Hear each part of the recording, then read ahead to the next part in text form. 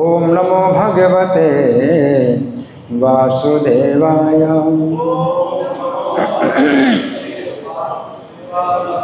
ओम नमो भगवते वासुदेवाय। ओम नमो भगवते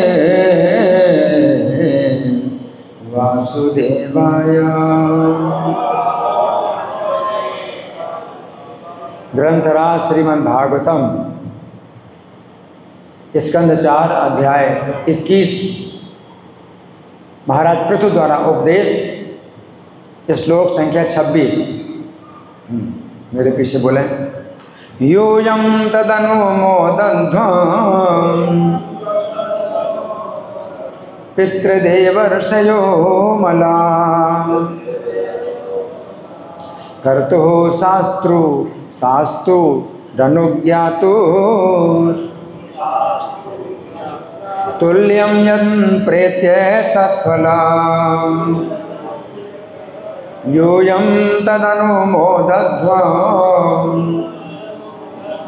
पितृदेवर्षयो मला कर्तुः शास्तु रनुज्ञातु तुल्यं यत् प्रेत्य तत्फलम् यूयं तदनुमोदध्वं पितृदेवर्षयो मला कर्तुः शास्तु रनुज्ञातु तुल्यं यत् प्रेत्य तत्फलम्।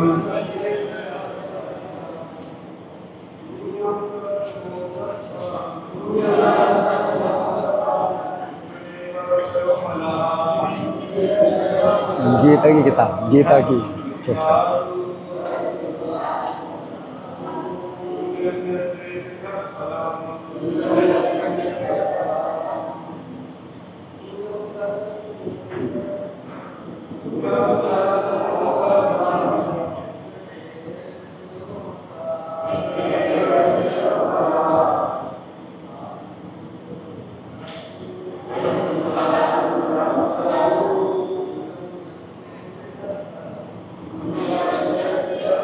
वैष्णव देवी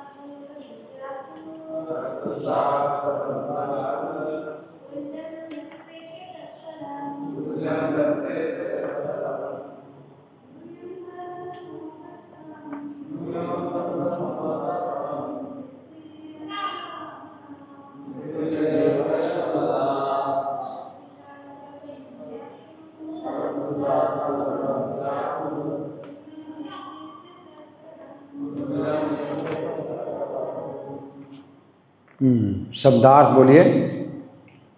यूयम यहाँ पर उपस्थित तुम सभी सम्माननीय व्यक्ति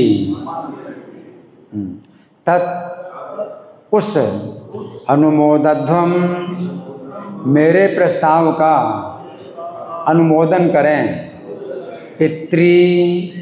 पितृलोक से आने वाले लोग, देव स्वर्ग से आने वाले लोग, ऋषियः बड़े बड़े मुनि तथा साधु पुरुष, अमलाः पाप कर्मों से निर्मल, कर्तुः कर्ता, शास्तुः आज्ञा देने वाला, अनुज्ञातुः समर्थक का, तुल्यम समान, यत जो, प्रेत्य मरकर, तत् वह, फलम फल। अनुवाद मेरे पीछे बोलिए। हे मैं समस्त शुद्ध अंतःकरण वाले देवताओं, पितरों तथा साधु पुरुषों से प्रार्थना करता हूँ कि वे मेरे प्रस्ताव का समर्थन करें, क्योंकि मृत्यु के पश्चात किसी भी कर्म का फल इसके कर्ता, आदेशकर्ता तथा समर्थक के द्वारा समान रूप से भोग्य होता है।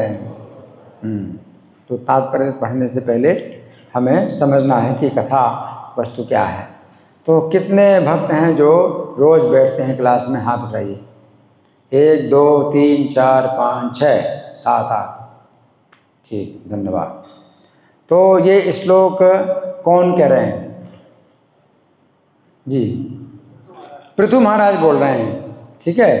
ये श्लोक पृथु महाराज बोल रहे हैं। अच्छा, ठीक है, ये श्लोक पृथु महाराज को बोल रहे हैं। अच्छा, तो कौन सा ये अवसर है, क्या घटना, किस घटना में जो है बोल रहे हैं? हाँ जी, और कोई हाथ उठाओ। और कोई नहीं? हाँ बोलो। हैं?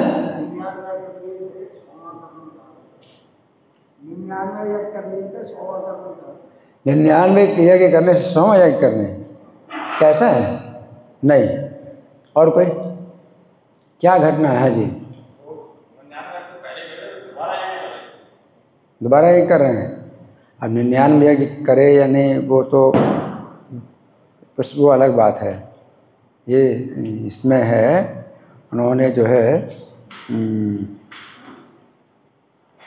इसमें वो चीज़ नहीं है। अब 99 यज्ञ बाद में होंगे या पहले हो चुके हैं ये मुझे पता नहीं है। पहले हो चुके क्या? 99 यज्ञ हो चुके हैं और वो 99 यज्ञ की बात पूरी समाप्त हो चुकी है। अब यज्ञ की कोई बात नहीं है। ये चल रहा है सभा, एक सभा जो है बैठी है और इसमें बताया गया है कि इसमें देवोकसाम समाजो ब्रह्मर्षि नाम राजर्षि नाम च सत्तम है। जितने ब्रह्म ऋषि हैं, राजर्षि हैं और देवता लोग हैं, इन सब की एक सभा बैठी है, सत्र है, ठीक है ना। तो इस सभा में पृथु महाराज ने कुछ बात बोली है, कुछ बात बोली है। क्या बात बोली है? उन्होंने बोली है कि 24वां श्लोक है, 24वां श्लोक है, या उद्धरेत करम राजा प्रजा धर्मेशु शिक्षयन्। अगर राजा जो है प्रजा को शिक्षा ना दे और केवल कर वसूल करे तो प्रजा नाम संबलम मुक्ति, तो प्रजा का पाप वो ही लेता है। आजकल तो यही चल रहा है, प्रजा से कर ले रहे हैं शासक लोग, लेकिन शिक्षा कुछ भी नहीं दे रहे हैं, तो प्रजा का पाप ले रहे हैं। और भगम च स्वम जहाति चाह, तो वो जो है क्या करता है कि उसको जो है दंड भोगना पड़ता है और उसकी संपत्ति भी चली जाती है। कर वसूल करता है वो भी, उसकी संपत्ति नष्ट हो जाती है ना। तत्प्रजा भर्तृपंडार्थम स्वार्थ में वानुसूयतः। तो उन्होंने कहा है कि आपको जो है अपने अपने कर्मों को जो है अपने अपने कर्तव्यों का उचित ढंग से पालन करना चाहिए और हृदय में पूर्ण पुरुषोत्तम भगवान का निरंतर चिंतन करना चाहिए। इससे आपका हित होगा और राजा का भी कल्याण होगा। आप अपने राजा का भी कल्याण करोगे। राजा कौन है? पृथु महाराज। तो पृथु महाराज कह रहे हैं कि अगर आप लोग अपने अपने कर्तव्यों का पालन करोगे भगवान का स्मरण करते हुए, तो क्या होगा? आपका भी कल्याण होगा और आपके राजा का भी कल्याण होगा, यानी मेरा भी कल्याण होगा। और इसी को जो है वो कह रहे हैं मनुष्यों से ऊपर जो लोग हैं, मनुष्य लोग तो हैं ही, उनकी प्रजा तो है ही है, मनुष्य तो ही है, लेकिन साथ साथ पितर लोग भी आए हुए हैं, देवता लोग भी आए हैं और ऋषि लोग भी आए हुए हैं। ये मनुष्यों से ऊपर है। इनके लिए कोई आदेश नहीं है पृथु महाराज का। पृथु महाराज का आदेश केवल मनुष्यों के लिए है जिनके वो राजा हैं, अपनी प्रजा के लिए। लेकिन क्या कह रहे हैं कि जो पितृलोक से आए हुए जो सम्मानित जो है व्यक्ति हैं, और देवलोक से आए हुए हैं देवता लोग, और ऋषि लोग हैं, तपस्वी ऋषि लोग हैं। ये तीनों लोग जो है, तीनों प्रकार के लोग क्या करें, अनुमोदन करें मेरी बात का। मैं जो प्रजा से बोल रहा हूँ, अपनी प्रजा को जो बात बोल रहा हूँ, तो आप तीन प्रकार के लोग यहाँ जो कि मनुष्यों से ऊपर, आप लोग मेरी बात का अनुमोदन करें। क्यों? क्योंकि इससे क्या होगा, अनुमोदन, आपको केवल अनुमोदन करना है और कुछ नहीं करना, केवल अनुमोदन करना है कि जो करने वाला है, जो करने वाला है यानी प्रजा, कर तो जो करने वाला उसका कल्याण होगा, और शास्तु और जो आदेश देने वाला है वो उसका कल्याण होगा, और अनुज्ञात और जो अनुमोदन करने वाला उसका कल्याण होगा, सबका कल्याण होगा। क्या? प्रीति तत्फलम। तो अगले जीवन में मृत्यु के बाद जो है तीनों को सभा बराबर फल मिलेगा। पर तुम्हारा क्या कह रहे हैं कि मैं प्रजा को आदेश दे रहा हूँ, क्या आदेश दे रहा हूँ कि आप लोग अपने अपने कर्तव्य का पालन करो, सही तरीके से भगवान का जो है चिंतन करते हुए, उससे आप लोगों का भी कल्याण होगा, अगले जीवन में मेरा भी कल्याण होगा, है ना। और ये जो देवता, ऋषि और पितर लोग हैं, ये अनुमोदन करेंगे तो इससे क्या होगा, अनुमोदन करने वाले का भी कल्याण होगा, आदेश देने वाले का कल्याण होगा, अनुमोदन करने वाले का कल्याण होगा। आदेश देने वाले कौन है? पृथु महाराज आदेश देने वाले, और अनुमोदन करने के लिए कह रहे हैं आप लोग अनुमोदन करो। किनको बोल रहे हैं? तीन प्रकार के लोग हैं। कौन कौन से? पहले देवता हैं, दूसरे पितर हैं, और तीसरे ऋषि हैं। तो तीन प्रकार के लोग अनुमोदन करें तो उससे तीनों प्रकार के लोगों का कल्याण होगा। एक तो कर्तु यानी प्रजा, प्रजा करने वाली, प्रजा को ही करना है काम, जो कुछ करना है प्रजा को ही करना है, उनका भी कल्याण होगा इस जीवन के बाद। और फिर शास्तु आदेश देने वाले का कल्याण होगा। आदेश देने वाला कौन है? राजा पृथु हैं। और अनुमोदन करने वाले का भी कल्याण होगा। कौन है? ऋषि, पितर और देवता, सबका कल्याण होगा, है ना। अब हम सुनेंगे प्रभुपाद तात्पर्य में क्या लिखते हैं। श्रील प्रभुपाद की जय। महाराज पृथु का शासन परिपूर्ण था क्योंकि यह वैदिक आदेशों के अनुसार चलाया जा रहा था। महाराज पृथु का शासन पूर्ण है, शासन वैदिक आदेशों के अनुसार। वैदिक आदेश क्या हैं? ब्राह्मण क्षत्रिय विषाम शूद्राणाम चापरंतप कर्माणि प्रविभक्तानि स्वभाव प्रभुवैर गुणे। ब्राह्मण क्षत्रिय वैश्य शूद्र हैं, इनके जो कर्म है स्वभाव के अनुसार जो है इनके विभाजित हैं कर्म। स्वे स्वे कर्मण्य अभिरधा संसिद्धिम लभते नरः। अपने अपने कर्म को करते हुए, यानी ब्राह्मण लोग अपने ब्राह्मण का कर्म स्वाभाविक कर्म करें, क्षत्रिय लोग क्षत्रिय का स्वाभाविक कर्म करें, वैश्य लोग वैश्य का स्वाभाविक कर्म करें, शूद्र लोग शूद्र का स्वाभाविक कर्म करें। तो स्वे स्वे कर्मण्य अभिरतः, अपने अपने कर्म का जो है पालन करते हुए संसिद्धिम लभते नरः, मनुष्य अपनी संपूर्ण सफलता प्राप्त कर लेता है, संपूर्ण पूर्णता प्राप्त कर लेता है ना। तो भगवान जो वैदिक आदेश ये है, यहाँ पर प्रभुपाद कहते हैं कि पृथु महाराज का शासन पूर्ण था। उन्होंने ब्राह्मण क्षत्रिय वैश्य शूद्रों के जो है कर्म सब निश्चित कर दिए थे कि जो ब्राह्मण है उनको ये कर्म करना है, वैश्य को, शूद्र को, क्षत्रिय को, उनके कर्म निर्धारित कर दिए। और अब पृथु महाराज करेंगे अपने अपने कर्मों में जो है आप लगे रहिए, किस प्रकार से कृष्ण भावना भावित होकर के अपने अपने कर्मों में लगे रहिए। तो यहाँ प्रभुपाद क्या कह रहे हैं कि पृथु महाराज का शासन परिपूर्ण था। परिपूर्णता इसी में है ना, परिपूर्ण था क्योंकि ये वैदिक आदेशों के अनुसार चलाया जा रहा था। आगे महाराज पृथु पहले ही बता चुके हैं कि सरकार का मुख्य कर्तव्य ये देखना है कि सभी लोग अपना अपना कर्तव्य निभाएं और कृष्ण भावनामृत के पद तक ऊपर उठें। तो ब्राह्मण क्षत्रिय वैश्य शूद्र सरकार का ही कर्तव्य है। अब इस समय जो है ब्राह्मण क्षत्रिय वैश्य शूद्र का कोई जो है वो निर्धारित नहीं है कि कौन ब्राह्मण, कौन क्षत्रिय, कौन वैश्य, कौन शूद्र। क्यों? कलयुग है। कलयुग में जो है जो वर्ण व्यवस्था लुप्त हो जाती है। कारण क्या है? कारण ये है कि ये जो वर्ण व्यवस्था है, तो जिस समय आपत्ति काल होता है, आपत्ति काल में जो है क्या होते हैं, ये आपत्ति काल का धर्म निर्वाह किया जाता है। आपत्ति काल क्या है? हर व्यक्ति को अपने पेट भरने की चिंता है, हर व्यक्ति को अपना पेट भरने की चिंता है। तो अब जो ब्राह्मण क्षत्रिय वैश्य शूद्र के जो है अब जो कर्म हैं वो सब जो है अभी लुप्त हैं। अभी तो क्या है कि ये है कि भाई कोई किसी भी धर्म का, कोई मुस्लिम धर्म है, कोई सिख धर्म है, कोई है ये जो भी ईसाई धर्म है, तो सरकार का ये कर्तव्य है कि अगर आप ईसाई हैं तो ईसाई धर्म का के अनुसार आप जो है पालन करिए नियमों का, और मुस्लिम धर्म के अनुसार नियमों का पालन करो, और जिसका जो धर्म है आर्य धर्म है तो आर्य धर्म के नियमों का पालन करो। हाँ, तो वो जो है इस तरह से जो है वो सरकार का ही कर्तव्य है।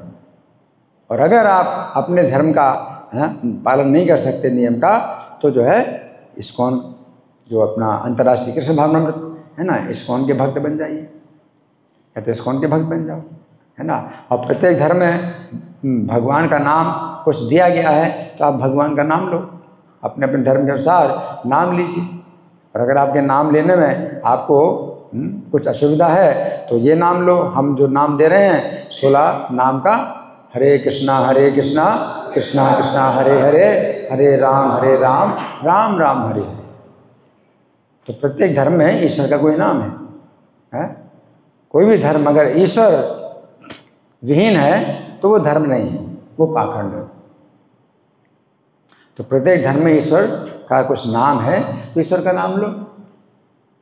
तो अभी जो है जो सरकार यहाँ जो प्रभुपाद बताते हैं कि सरकार का जो है मुख्य कर्तव्य ये देखना है कि सभी लोग अपना अपना कर्तव्य निभाएं और कृष्ण भावना प्रति पद तक ऊपर उठें। और कहाँ है? और अंत में क्या है? सब प्रत्येक धर्म का क्या है? धर्म से तत्व जिज्ञासा, तत्व की जिज्ञासा होनी चाहिए।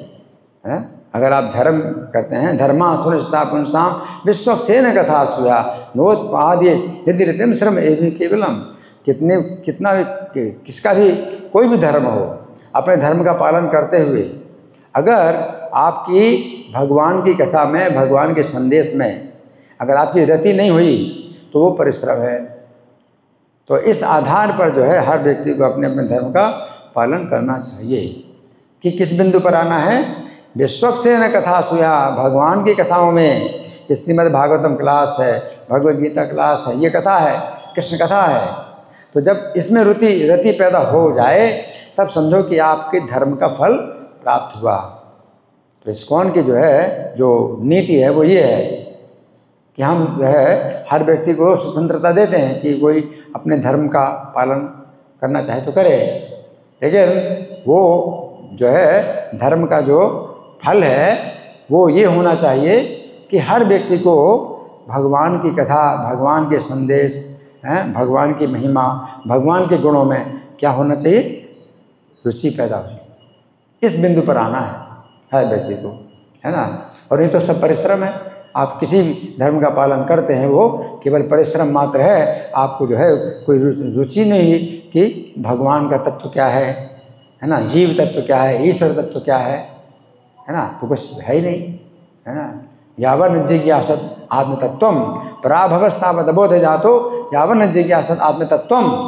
कि ये अज्ञान से जो है जो अज्ञान के कारण जो है आपको हमेशा पराभव प्राप्त होगा, आपको जो है पराजय प्राप्त होगी अज्ञान के कारण, अगर आप तत्व की जिज्ञासा नहीं करते, है ना। तो तत्व की जिज्ञासा होना चाहिए, या आत्म तत्व की जिज्ञासा होनी चाहिए कि हम जो है शरीर नहीं है, शरीर के अंदर स्थित आत्मा है, और ये आत्मा जो है शरीर छोड़ करके 84 लाख योनियों में जा सकता है, और शरीर छोड़ के स्वर्ग भी जा सकता है, नरक में भी जा सकता है, वैकुंठ में भी जा सकता है। कितनी प्रकार की गतियाँ हैं, समझो इसको। और सबसे अच्छी गति क्या है आत्मा के लिए? आपको जो है सबसे अच्छी गति क्या प्राप्त करना है वो आपको पता होना चाहिए, और उसके लिए आपको क्या करना है वो आपको पता होना चाहिए।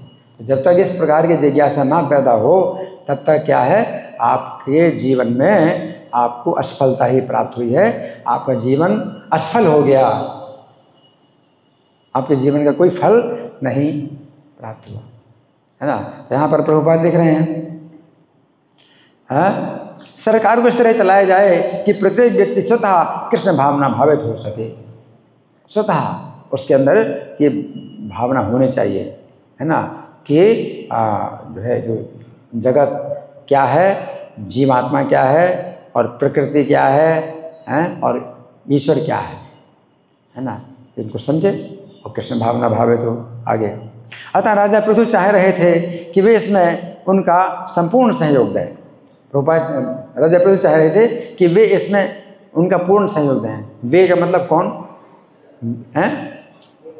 प्रजा, प्रजा के लोग इसमें पूर्ण सहयोग दें, है ना, पूर्ण सहयोग दें, क्योंकि उनकी सहमति होने से मृत्यु के पश्चात उन्हें भी राजा के ही समान लाभ मिलेगा।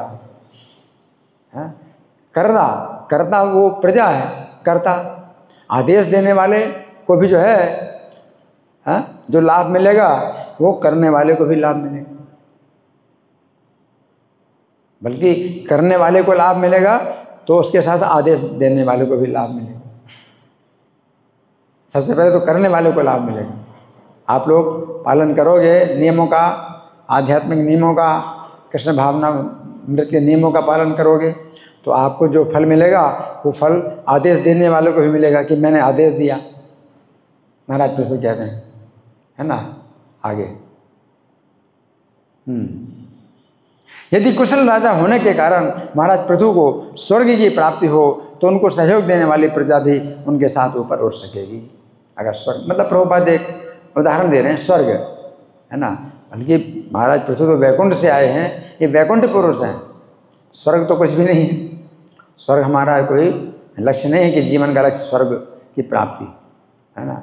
स्वर्ग जो है रहने की जगह है ही नहीं, है। स्वर्ग में तो आप पुण्यों को क्षीण करते हैं और फिर नीचे गिरते हैं, तो स्वर्ग की प्राप्ति जो है कोई मतलब ये नहीं है, कोई विशेष नहीं है कुछ भी इसमें, है ना। यहाँ पर उपाय बताते हैं कि यदि कुशल राजा होने के कारण महाराज पृथु को स्वर्ग की प्राप्ति हो तो उनको सहयोग देने वाली प्रजा भी उनके साथ ऊपर उठ सकेगी।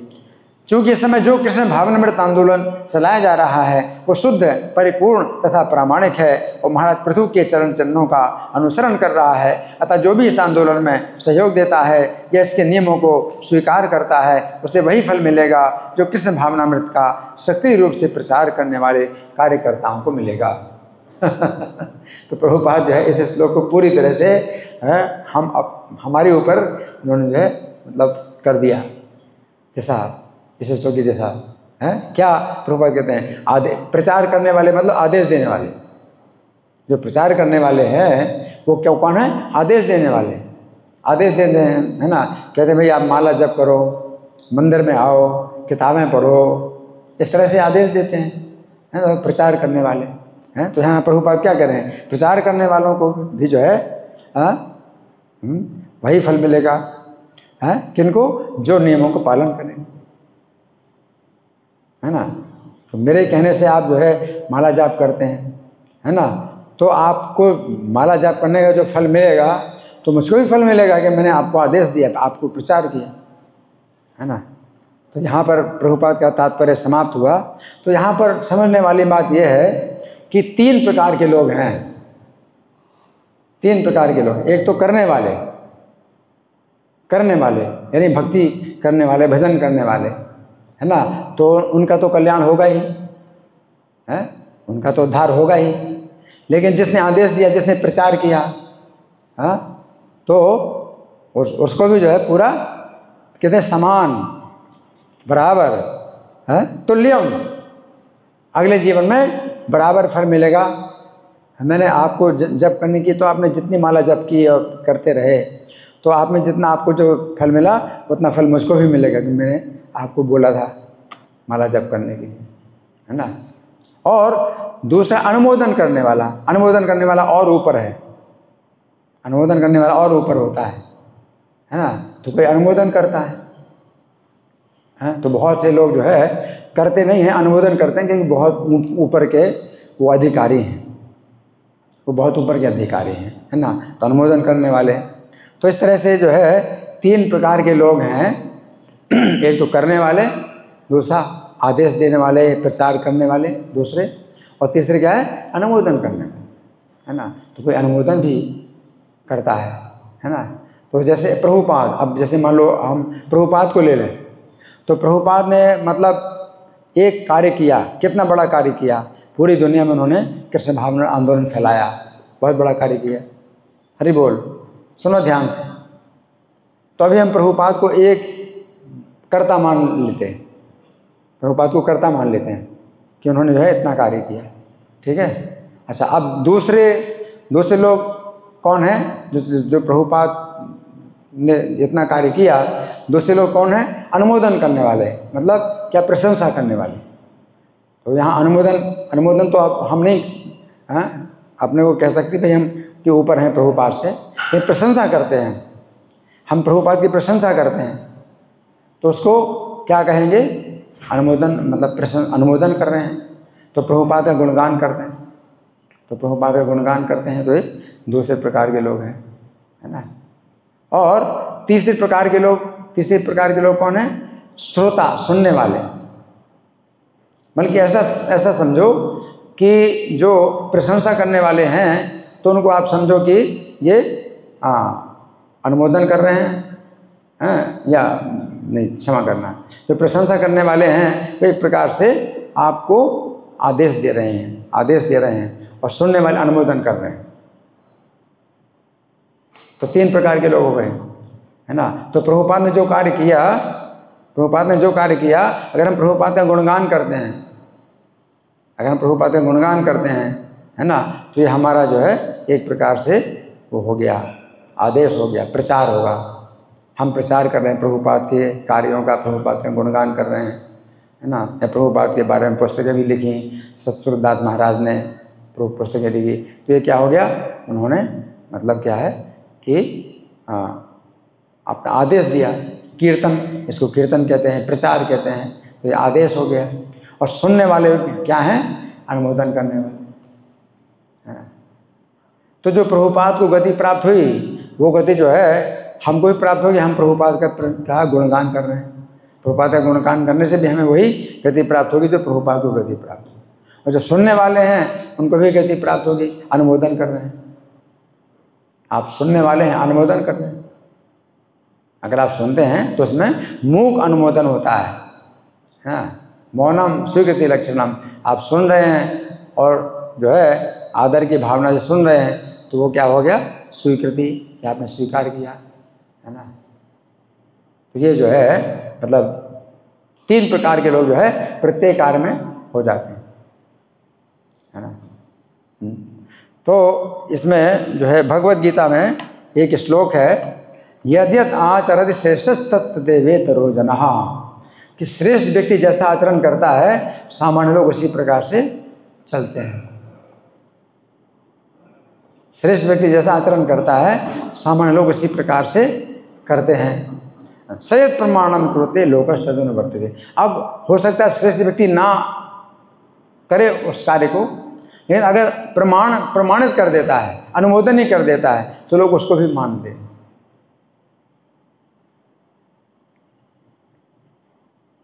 जैसे कि मान लीजिए कि मोदी हैं, है ना, प्रधानमंत्री मोदी हैं, है ना, तो ये हरे कृष्ण आंदोलन की प्रशंसा करते हैं। अब वो तो नियमों का पालन नहीं करते हैं। हम लोग जैसे करते हैं, 16 माला जप है, मंगल आरती है और क्लास है, वो तो नहीं कर रहे हैं, लेकिन वो श्रेष्ठ हैं। तो श्रेष्ठ व्यक्ति जैसा आचरण करता है वैसा लोग करते हैं, सामान्य लोग करते हैं। और अगर ना भी करे श्रेष्ठ व्यक्ति वैसा आचरण, अनुमोदन करे, तो उससे भी क्या है, लोग उसी प्रकार से आचरण करते हैं। अगर मोदी जी कहते हैं भाई ये हरे कृष्ण आंदोलन बहुत अच्छा है और इसमें जो है ये कृष्ण भावनामृत का प्रचार कर रहे हैं ये लोग जो है मतलब पूरी जो है समाज की रक्षा कर रहे हैं, तो उससे क्या होगा, मोदी ने अगर अनुमोदन किया है, तो हालांकि मोदी खुद इस्कॉन के भक्त नहीं है, अनुमोदन किया, तो यहाँ प्रमाणम, श्रेष्ठ व्यक्ति प्रमाणित भी अगर कर दे तो इससे भी लोग जो है क्या, इस्कॉन के भक्त बनते हैं। श्रेष्ठ व्यक्ति या तो आचरण करे तो उसके देखा देखी लोग आचरण करते हैं, लेकिन श्रेष्ठ व्यक्ति अगर आचरण ना भी करे, अनुमोदन भी कर दे, तो भी लोग क्या है उसके हिसाब तो भी उसके प्रमाण से करते, भाई उन्होंने प्रमाणित किया है। जैसे कि प्रभुपाद की पुस्तकें, प्रभुपाद ने पुस्तकें लिखी तो बड़े बड़े डॉक्टरेट जो कि यूनिवर्सिटी के बड़े बड़े केमिस्ट्री के प्रोफेसर या फिजिक्स के प्रोफेसर हैं, और जो है कई प्रकार के वैज्ञानिक, बड़े बड़े वैज्ञानिक, तो वो किताबें नहीं पढ़ी उन्होंने, लेकिन उनका जो है अनुमोदन जो है प्रभुपाद ने प्राप्त किया। तो वो उस कैम्ब्रिज यूनिवर्सिटी के जो है वो सीनियर मोस्ट प्रोफेसर हैं, उन्होंने जो है भगवत गीता की सराहना कर दी, जबकि उन्होंने पढ़ा नहीं है ना। तो भगवत गीता की जो है सराहना में ऐसे बहुत से लोग हैं जिन्होंने पढ़ा नहीं है, लेकिन जो है अनुमोदन किया है ना। तो इसमें जो है अनुमोदन मिलता है लोगों का।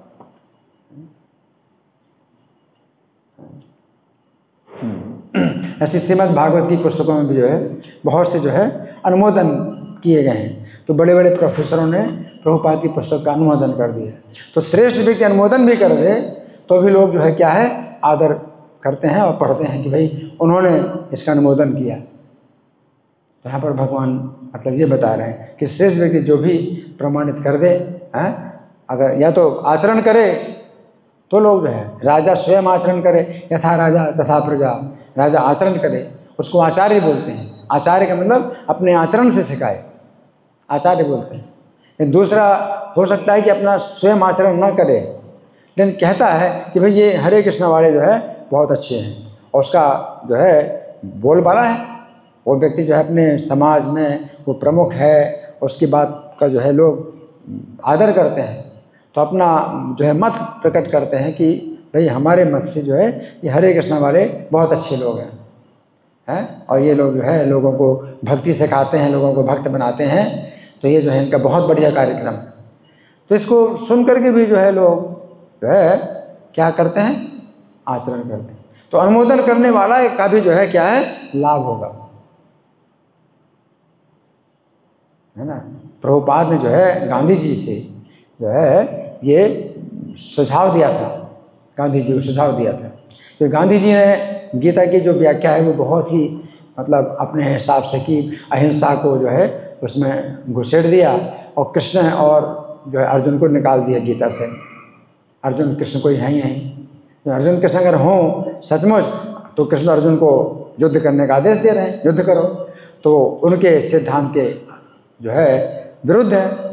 इसलिए अर्जुन और कृष्ण को उन्होंने काल्पनिक मान लिया कि कोई अर्जुन और कोई कृष्ण हुए ही नहीं, कुरुक्षेत्र का स्थान भी नहीं हुआ। तो अपने अहिंसा सिद्धांत की स्थापना के लिए अर्जुन, कृष्ण और कुरुक्षेत्र सबको जो है खत्म कर दिया। कुरुक्षेत्र तो ये शरीर ही है, और युद्ध होना है शरीर के अंदर ही, दैवी प्रवृत्तियां हैं, आसुरी प्रवृत्तियां हैं, उनका युद्ध ही कौरव पांडवों का युद्ध है। बस अपने अंदर ही युद्ध करना है ना। और कोई कुरुक्षेत्र नहीं है, कोई अर्जुन नहीं, कोई कृष्ण नहीं, कोई पांडव नहीं है, सब जो है मतलब मिटा दिया अहिंसा सिद्धांत की स्थापना करने के लिए। तो बहुत अपराध है, बहुत अपराध है। तो प्रभुपाद ने चिट्ठी लिखी प्रभु गांधी जी को कि ठीक है आपने अभी स्वराज्य प्राप्त कर लिया, देश को आज़ाद कर लिया, अब आप जो है राजनीति से संन्यास लेकर के मेरे साथ 1 महीने आप जो है बिताइए और भगवद गीता के सिद्धांतों पर चर्चा कीजिए, क्योंकि आपका जो है समाज में बहुत जो है सम्मान है, और आप जो कहते हैं वो बात जो है मानी जाती है। तो गीता के सही सिद्धांत की जो है फिर आप क्या करिए, आप प्रचार करिए आप, क्योंकि प्रभुपाद का जो है कोई नहीं जानता, प्रभुपाद तो कोई नहीं जानता। तो प्रभुपाद ने कहा कि मैं आपका एक अज्ञात मित्र हूँ, और आपको जो है मैं 1 महीने का समय मांगता हूँ, 1 महीने तक मेरे साथ में आप जो है गीता के सिद्धांतों पर विचार करिए, और गीता के सही सिद्धांतों को जो है फिर आप समाज में प्रचार करिए।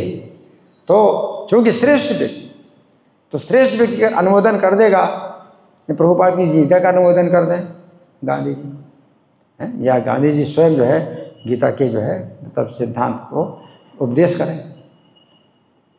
तो प्रभुपाद ये चाहते थे। नहीं, प्रभुपाद का ये पत्र गांधी जी के साथ पास शायद आया ही नहीं उनके पास, क्योंकि उनके और भी बहुत से लोग उनके सेक्रेटरी वगैरह होते थे, तो वो जो है गांधी जी को उन्होंने पढ़ने के लिए दिया कि नहीं दिया, या गांधी जी ने खुद नहीं पढ़ा, या पढ़ दिया तो फिर उसको रद्दी में डाल दिया, जो भी हो, तो वो जो है मतलब हुआ नहीं ऐसा कार्य।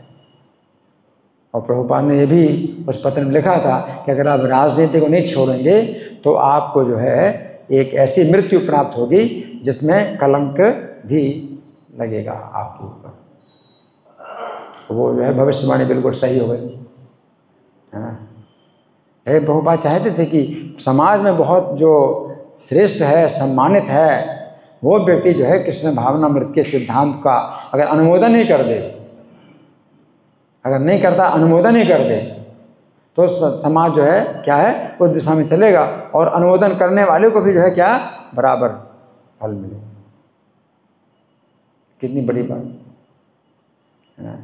यहाँ पर जो है पृथु महाराज यही बोल रहे हैं कि तीनों को जो है बराबर फल मिलता है, और उनके अनुमोदन से ही कोई व्यक्ति जो है मतलब भक्त बन जाता है। तो कितनी बड़ी बात है ना। तो इस श्लोक का जो हिंदी में पद्यानुवाद है वो मैं पढ़ के सुनाता हूँ। हे शुद्ध चित्त देवतागण पितर और महर्षि जन, हे शुद्ध चित्त देवतागण पितर और महर्षि जन, अनुमोदन करें आप भी विनम्र याचना का इस मम, अनुमोदन करें आप भी विनम्र याचना का इस मम, क्योंकि कोई भी कर्म हो मृत्यु उपरांत जो फल उसका, क्योंकि कोई भी कर्म हो मृत्यु उपरांत जो फल उसका कर्ता उपदेष्टा समर्थक को समान रूप से है मिलता, कर्ता उपदेष्टा समर्थक को समान रूप से है मिलता। तो ये जो है मतलब एक सिद्धांत पृथु महाराज प्रस्तुत कर रहे हैं कि मतलब बहुत बड़ी बात है ना। अब जैसे प्रभुपाद ने इतना परिश्रम किया, इतना प्रचार किया, इतना जो है मतलब जो ये आंदोलन खड़ा किया पूरी दुनिया में, है ना, तो हम तो नहीं कर सकते। हम प्रभुपाद के कार्यों का अनुमोदन करते हैं, या हम प्रभुपाद के कार्यों का प्रचार करते हैं, हम उपदेश करते हैं आपको, तो उपदेश करने वाला भी वह प्रभुपाद के का जो कार्य है उसको फल मिल जाएगा। जो प्रभुपाद ने किया उसका फल उसको ही मिल जाएगा, और जो सुनने वाले उनको भी फल मिल जाएगा। तो कितना आसान, सुनाने वाला और सुनने वाला, है ना। तो प्रभुपाद का गुणगान, इसलिए प्रभुपाद ने जो है क्या है कि अपनी व्यास पूजा स्वयं जो है आदेश दिया कि मेरी व्यास पूजा मनाओ। अब प्रभुपाद को ही बोलना पड़ा कि और कोई बोलने वाला था ही नहीं कि मेरी व्यास पूजा मनाओ। नहीं तो क्या कोई थोड़ी मतलब कोई आचार्य थोड़ी कहता मेरी व्यास पूजा मनाओ, उसके लोग, लेकिन वो सब जो है ऐसे थे कि कुछ अनुभव था ही नहीं उनको, कौन बताए। और प्रभुपाद ना बताएं तो कौन करेगा। प्रभुपाद ने अपना गुणगान कराया, मेरा गुणगान करो, मेरी पूजा करो। क्यों? क्योंकि प्रभुपाद ने जो कार्य किया वो तो कोई कर नहीं सकता। लेकिन प्रभुपाद का आप गुणगान करोगे तो वही प्रभुपाद का जो कार्य जितना किया है उसका फल आपको भी मिल जाए। और आप अनुमोदन कर रहे हैं, सुन करके अनुमोदन कर रहे हैं, तो प्रभुपाद ने जो कार्य किया उसका फल आपको भी मिल जाएगा फ्री में, शॉर्टकट। और अगर प्रभुपाद का आप गुणगान नहीं करते, प्रभुपाद का अनुमोदन नहीं करते हैं, तो भगवान आपकी वो सेवा को स्वीकार नहीं करेंगे। भगवान जो है उसी व्यक्ति के माध्यम से आपकी सेवा स्वीकार करेंगे जिस व्यक्ति ने आपको भक्त बनाया, आपको उपदेश दिया, प्रचार किया। तो प्रभुपाद ने उनको भक्त बनाया, सब कुछ सिखाया, है ना। अब वो जो है प्रभुपाद को छोड़ करके भगवान की भक्ति पूजा करेंगे तो भगवान स्वीकार नहीं करेंगे। तो प्रभुपाद को खुद ही बोलना पड़ा इस चीज़ के लिए, है ना। तो ये बात मतलब किसी पत्रकार ने प्रभुपाद से पूछा कि आप अपनी जो है पूजा भगवान की तरह अपनी पूजा क्यों कराते हैं। कि प्रभुपाद ने बताया कि गुरु भगवान नहीं होता, गुरु तो भगवान का सेवक है ना। तो फिर उन्होंने प्रश्न किया आप जो है फिर भगवान की तरह अपनी पूजा क्यों कराते हैं। तो प्रभुपाद ने कहा कि जब शास्त्रों में कहा गया है कि गुरु की पूजा भगवान की तरह करनी चाहिए, तो मैं क्या कर सकता हूँ? शास्त्रों में कहा गया है अगर वो नहीं करेंगे मेरी पूजा तो भगवान जो है उनकी पूजा स्वीकार नहीं करेंगे। तो प्रभुपाद कि प्रभुपाद के मन में ऐसी इच्छा थोड़ी थी कि मेरी उनकी पूजा हो, उनकी व्यास पूजा मनाई जाए। प्रभुपाद की व्यास पूजा है ना, अब ये 10,000 साल तक मनाई जाएगी, 10,000 साल तक मनाई जाएगी। और सब भक्तों को आदेश दिया जा रहा है कि उनकी व्यास पूजा में कुछ पंक्तियां लिखो। हर व्यक्ति को उनकी व्यास पूजा में कुछ पंक्तियां लिखना है। हाँ, 29 जून लास्ट डेट थी, अभी 7 जुलाई हो गई है कि भाई करो इसको भेजो। इसमें क्या होगा, आपका कितना बड़ा लाभ होगा। आप कुछ पंक्तियां लिख दोगे तो प्रभुपाद ने जो कार्य किया है उसका जो है आपको भी हिस्सा मिल जाएगा। सबको लिखना है व्यास पूजा, हर व्यक्ति को लिखना चाहिए, है ना। जो शिष्य हैं, जो नए शिष्य हैं, है ना, क्योंकि लिखने वाले वो क्या हो गए, वो भी जो है एक प्रकार से उपदेष्टा हो गए, उपदेश दे रहे हैं, उपदेश करने वाले हो गए। प्रभुपाद करता है, आप उपदेश करने वाले हैं, और जो पढ़ेंगे वो अनुमोदन करने वाले हो गए। ठीक है ना।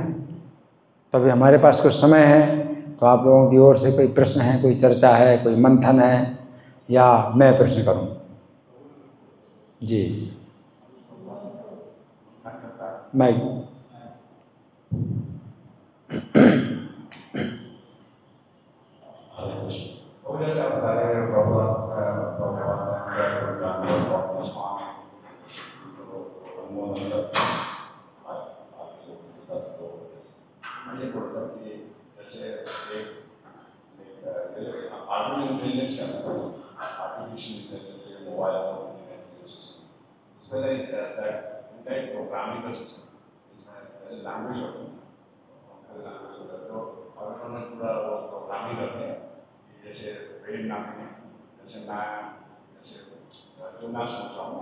नहीं, लंबा प्रश्न नहीं करना, प्रश्न छोटा होना चाहिए ताकि समझ में आ जाए। नहीं तो तुम्हारी बात इतनी लंबी होगी समझ में आई नहीं है, तो आप अलग से पूछ लेना। माइक पर बोलो, माइक।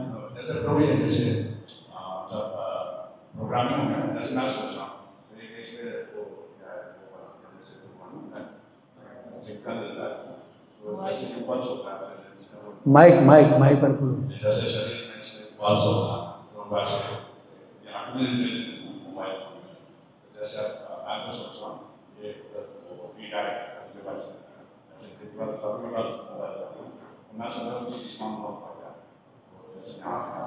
आप बाद में प्रश्न करना है, बहुत लंबी। और कोई इनको माइक दो, इनको माइक दो।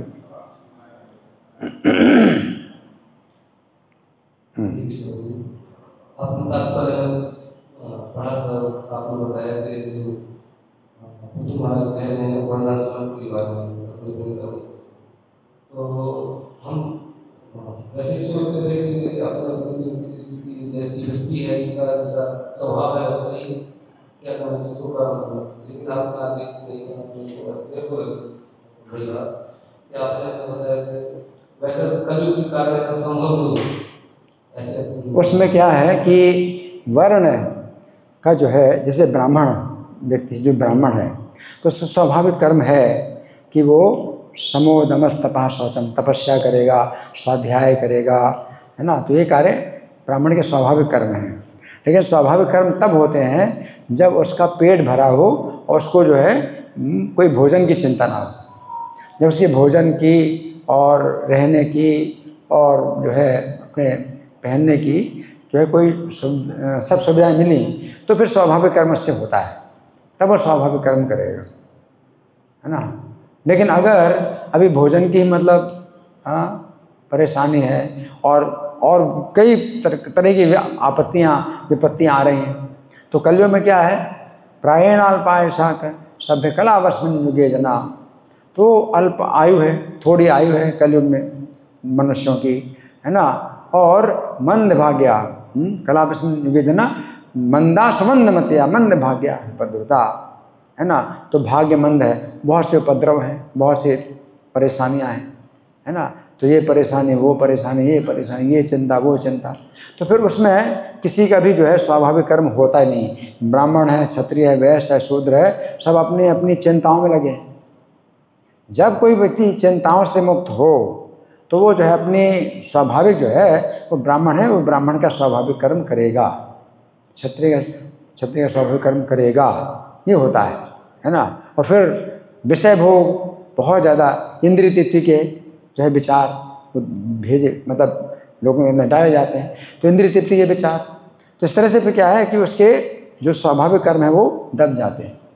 तो कलयुग में ब्राह्मण, क्षत्रिय, वैश्य, शूद्र, ये 4 वर्णों की स्थापना बहुत मुश्किल है।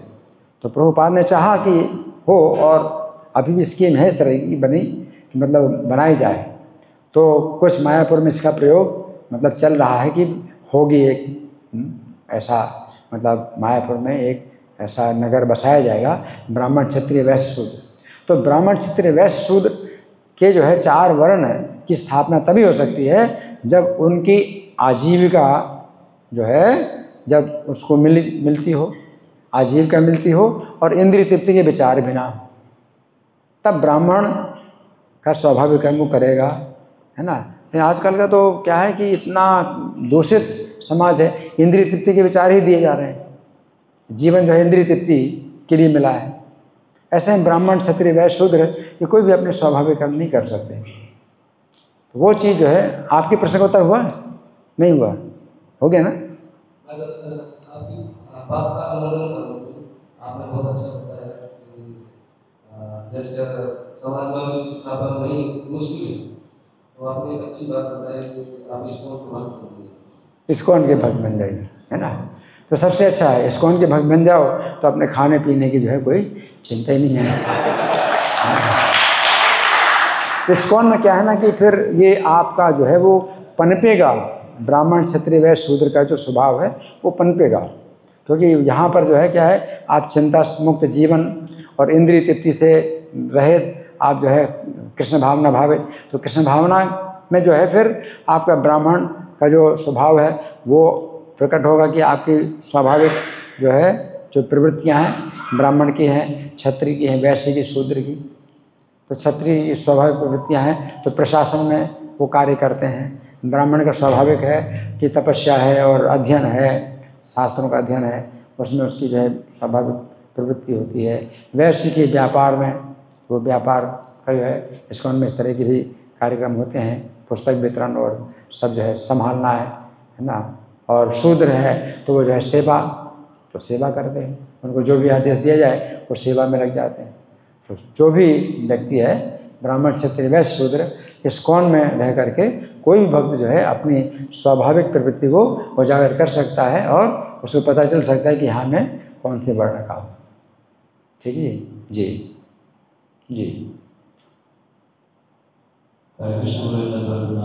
मेरा 2 क्वेश्चन है, तो आपके क्लास से रिलेटेड है, एक रिलेटेड से बात है।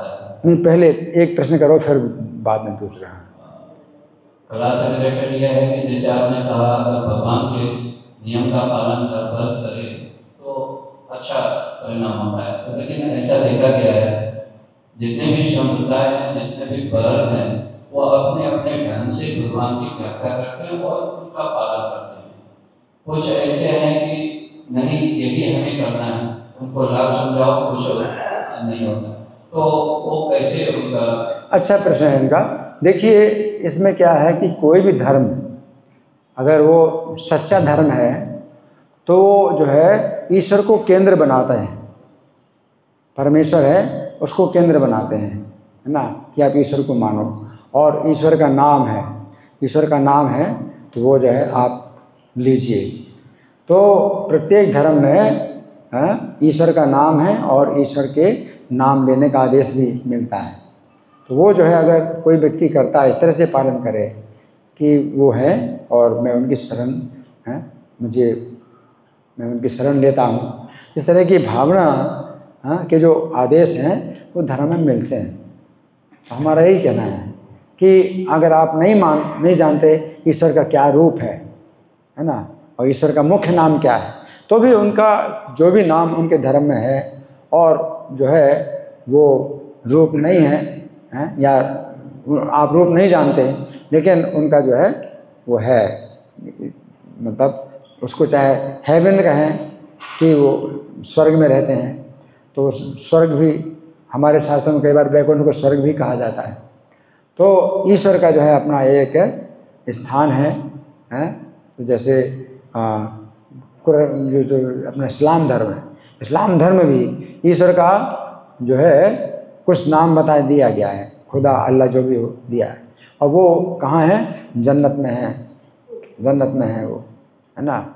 और हमें जो है जन्नत में जाना है, तो कुछ मतलब मोटे मोटे जो है कुछ आदेश इस तरह के हैं कि आप जो है अपने जीवन को ईश्वर केंद्रित करो, ईश्वर को केंद्र बनाओ, तो वो जो है आदेश दिए गए हैं।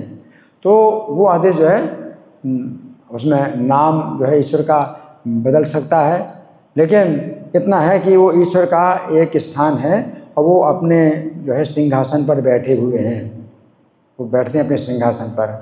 अब वो इतना नहीं जान पाते, इस्लाम में इतनी सूचना नहीं कि ईश्वर यहाँ आ सकते हैं, अवतार लेते हैं, भगवान आते हैं, इतना नहीं वो समझते। तो जितना समझते हैं तो उतनी समझ के अनुसार ही जो है वे अगर वो ईश्वर केंद्रित करें अपना जीवन, है ना। तो जैसे ईसाई धर्म में तो जो है जो जीसस हैं, जीसस क्राइस्ट ने मतलब कहा कि मैं ईश्वर का पुत्र हूँ, ईश्वर के द्वारा मैं भेजा गया हूँ, है ना। तो मतलब क्या है कि ईश्वर है। अब उन्होंने ईश्वर का रूप नहीं बताया, लेकिन ईश्वर का कोई रूप तो है, आप नहीं जानते। तो हमारे शास्त्रों में वो भी है, ईश्वर का रूप भी है ना। ईश्वरा परमः कृष्ण सच्चिदानंद विग्रह, है ना, वेणुम कोणंतम, बंसी बजाते हैं। तो वो हमारे शास्त्रों में और ज़्यादा डिटेल है उसी बात का, उनके जो है धर्म ग्रंथों में जो है बहुत जो है कम सूचना है। तो उसी मतलब बात को जो है हम कहते हैं कि भाई आप इस काम को करो। इस तरह से जो है वो फिर इसी बिंदु पर आए कि वो ईश्वर का फिर नाम जाने, ईश्वर का नाम कैसा है, ईश्वर का रूप जाने, ईश्वर रूप कैसा है और उनका जो परम धाम है, और हमें उनके स्थान में जाना है। तो वो चीज़ जो है मतलब कॉमन हर धर्म में है। और जिस धर्म में नहीं ईश्वर को माना गया, जैसे जैन धर्म है, ईश्वर को नहीं मानते, तो वो पाखंड है,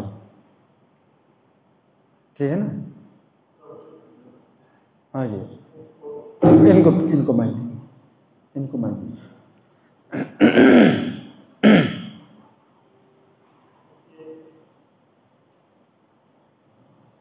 ऐसे पुराना फिल्मी गाना है, सजदे झूठ मत बोलो खुदा के पास ना। हाँ ठीक है ना हाथी है ना घोड़ा है ना पैदल ही है। हाँ ये बताया गया कि झूठ नहीं बोलना चाहिए। हाँ, कम से कम ईश्वर की चेतना तो है ना, ईश्वर की चेतना तो है। अब वो खुदा के पास नहीं जाएंगे, वो तो यमराज के पास जाते हैं। अच्छा कर्म है या बुरा कर्म है, वो तो यमराज के पास जाते हैं। या अब उनके मान लो उनके धर्म में इतना डिटेल नहीं है कि यमराज उनके जो है सेवा में है और कोई भी होता है ईश्वर के पास नहीं जाता। तो कम से कम ईश्वर की चेतना तो है कि ईश्वर की चेतना में आप रहो या आपको वहाँ जाना पड़ेगा। तो वो चीज़ है कि मतलब हमारे पास उसका बहुत डिटेल है कि वो यमराज अलग हैं और उनके सेवक हैं, और ईश्वर को उससे कुछ लेना देना नहीं है। अच्छे कर्म करे बुरे कर्म करे, यमराज उसका जो है निर्णय करेंगे, तो वो अलग बात है। लेकिन कम से कम एक तो है कि भाई एक ईश्वर है और वो जो है अपने धाम में रहते हैं, और वो जो है मतलब सब प्रकार की सुरक्षा प्रदान कर सकते हैं। अगर हम उनका नाम लेंगे तो हम उनके पास जा सकते हैं और वहाँ पर पूरी सुरक्षा हमें प्राप्त होगी। तो एक मोटा मोटा जो है ज्ञान अगर किसी भी धर्म में मिलता है, इतना धर्म मिलता है, तो इसको जो है आप ले करके चलो और नाम लीजिए आप ईश्वर, ठीक है ना। माइक दो तो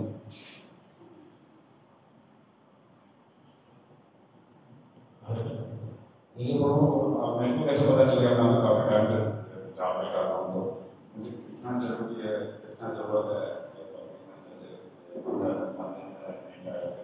अगर बाहर में रहता हूँ तो एक बड़ा कंफ्यूजन होता है, बाहर में मुश्किल होता है।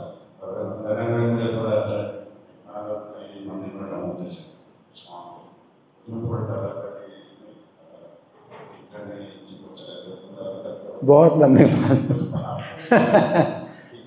और कोई प्रश्न है किसी का? हम माता जी, पीसी माता जी।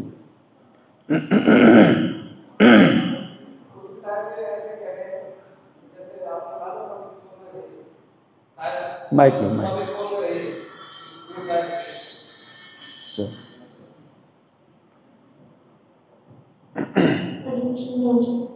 तो जैसे प्रभुपाद जी ने ये संस्था बनाई, इसमें एक सेकंड, प्रभुपाद जी ने संस्था बनाई, हाँ। तो उन्होंने सारे जो विभिन्न उनको बताया था कि वो क्या बन सकते हैं, ब्राह्मण बन सकते हैं, सारे भक्तों को ब्राह्मण बन सकते हैं।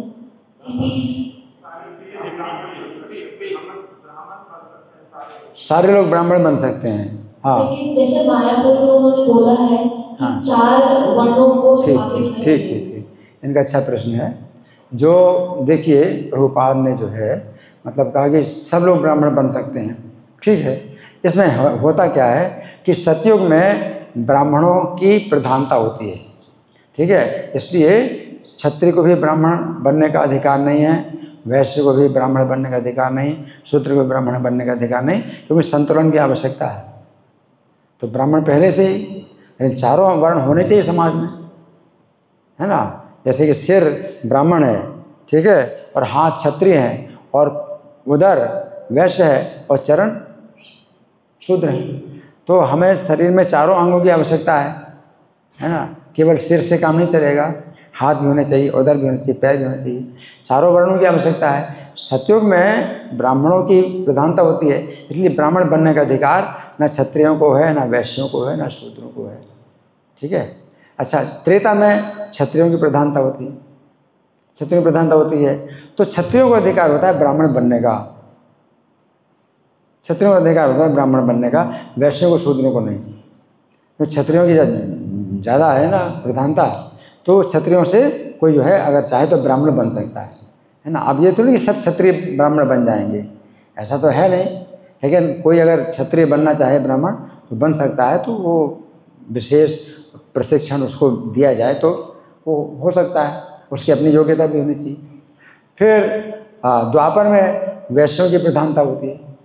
तो द्वापर में क्या है कि क्षत्रिय भी ब्राह्मण बन सकते हैं, वैश्य भी ब्राह्मण बन सकते हैं, शूद्र को ब्राह्मण बनने का अधिकार नहीं, क्योंकि संतुलन की आवश्यकता है। और कलयुग में शूद्रों की प्रधानता है, शूद्रों की प्रधानता है, इसलिए शूद्रों को भी ब्राह्मण बनाया जाता है, ठीक है ना। लेकिन संतुलन की आवश्यकता है कि चारों की आवश्यकता है कि चारों वर्ण होना चाहिए, ठीक है ना जी। धन्यवाद। ग्रंथराज श्रीमद् भागवतम की जय, श्रील प्रभुपाद की जय।